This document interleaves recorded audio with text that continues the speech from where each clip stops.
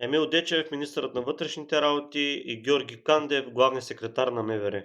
С ръка на сърцето, за всичките 36 години демокрация, виждали ли сте по-добра работеща двойка министър на вътрешните работи и главен секретар? Човече, скачаш на Пеп Еврото, скачаш на Делян Пеевски, на неговите хора, които купуват гласове, скачаш на Киро Японеца. Тези, които не знаят за Киро Японеца, повярвайте, това е един от най-силните хора в България.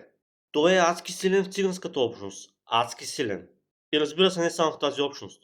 Хващаш лидери, хора, които през годините са купували, хора, които знаят, че като има избори и тези хора ще купуват гласове, те имат едни готови списъци. И тези хора в момента са заловени. Дълги години тези хора бяха безнаказани. Огромни топки имат и двамата. Няма значение коя партия ще спечели. Оставете ги тези да работят и ще видите, че след 1-2 години ще има много по-големи резултати от всичко, което сте направили за последните 20 години. България има нужда от личности като тях. Надявам се след изборите да не ги пратят в пета глуха.